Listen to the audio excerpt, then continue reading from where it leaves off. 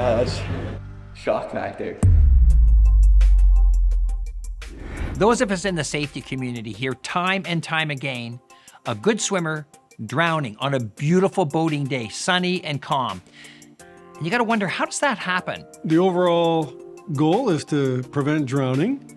And one of the best ways to do that is to wear a life jacket every time you're in a boat. And so we're trying to look at different ways to educate the public that they need to wear a life jacket on a boat. And so we're looking at when you fall out of a boat, what kind of responses does that elicit? The first phase of cold water immersion is called the cold shock response, which involves gasping and hyperventilation. And, we tell people if you fall in and your head goes underwater and you gasp, well, then you're going to drown. But that doesn't explain why good swimmers are drowning in normal lake water, which is 15 to 20 degrees Celsius. So what is it?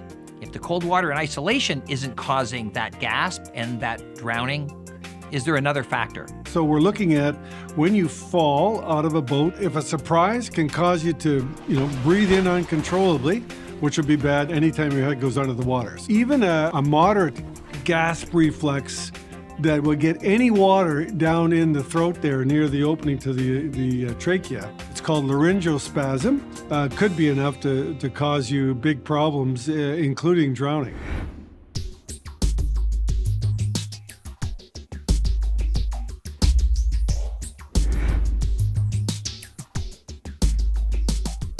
What we had to do is come up with the development of some scenarios or some activities in which we could ethically surprise people with an accidental immersion.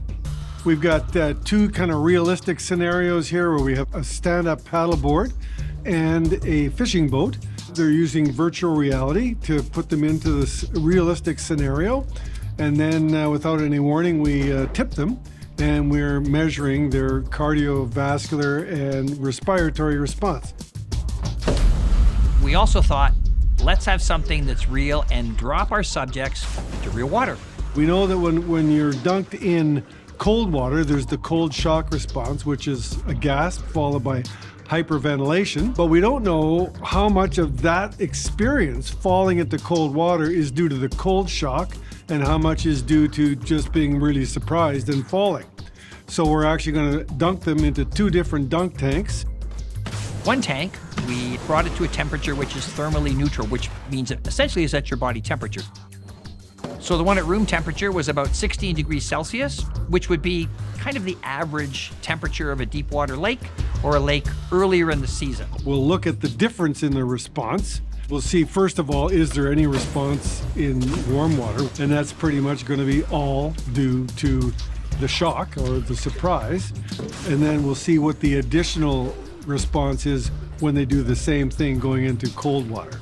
Because our premise was, with those boaters that accidentally end up in the water, that they gasp, and there's a reason. We wanted to understand how dramatic was that gasp. So the way we're measuring their breathing and heart rate now is we have a special shirt that's got sensors in it. If you take a gasp, it should show up. And also there are heart rate monitors embedded there so we can tell what their heart rate is. So in addition to the physical experiences that each of our subjects went through, we also interviewed them. Lots of questions like, what is their attitude towards life jacket wear? Do they think they're ever at risk of falling into water out of a boat? What is their practice? Do they wear life jackets? Under what conditions? Those kinds of things. So after they went through the experiences, we then, in a post-interview environment, asked them, of course, how they felt, what they experienced, but more importantly, we wanted to know, had their attitudes or opinions about life jacket wear changed in any way? The shock factor study showed that the surprise events caused a measurable gasp-like response in the participants. Falling off the paddleboard or fishing boat caused a 4-fold increase in their breath size. In the surprise tank events, both warm and cold water submersions doubled the increase in breath size. Well, we know that over 80% of people who drown aren't wearing a life jacket. Is there some contribution of just being surprised and breathing water in that would contribute to a number of these deaths? And if they were wearing life jackets, then they probably would have survived.